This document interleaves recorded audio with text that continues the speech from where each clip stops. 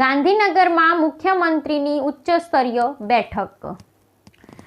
શહેરી ગેસ વિતરણ માળખું ધરાવતા વિસ્તારોના ભોજનાલયો અને સંસ્થાઓને તત્કાળ નવું ગેસ જોડાણ અપાશે.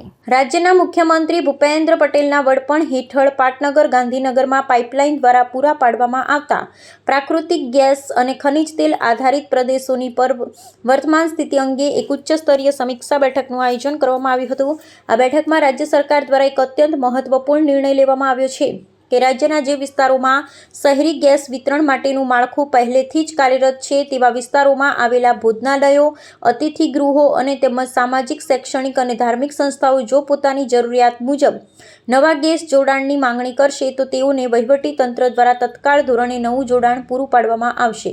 નાયબ મુખ્યમંત્રી હર્ષ સંઘવી, ઉર્જા મંત્રી ઋષિકેશ પટેલ અને અન્ન તથા નાગરિક પુરવઠા મંત્રી રમણભાઈ સોલંકીની વિશેષ ઉપસ્થિતિમાં યોજાયેલા આ મંત્રણામાં પુરવઠાની સ્થિતિ અંગે સઘન સમીક્ષા કરવામાં આવી હતી. આ ઉચ્ચસ્તરીય ચર્ચા દરમિયાન સ્પષ્ટ કરવામાં આવ્યું હતું કે રાજ્યમાં ગૃહ વપરાશ માટે પાઇપલાઇન મારફતે ગેસ મેળવતા તમામ નાગરિકો માટે હાલમાં પૂરતા પ્રમાણમાં પ્રાકૃતિક ગેસનો જથ્થો ઉપલબ્ધ છે.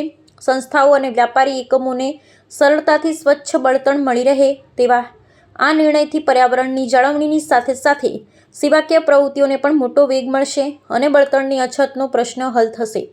આ સમીક્ષા બેઠકમાં નીતિગત નિર્ણયોના સત્વરે અમલીકરણ માટે રાજ્યના વરિષ્ઠ સનદી અધિકારીઓ પણ જોડાયા હતા, જેમાં રાજ્યના મુખ્ય સચિવ M.K. દાસ, મુખ્યમંત્રીના મુખ્ય સલાહકાર ડોક્ટર હસમુખ અઢિયા અને અન્ન તથા નાગરિક પુરવઠા વિભાગના અધિક મુખ્ય સચિવ મોના ખંધારનો સમાવેશ થાય છે.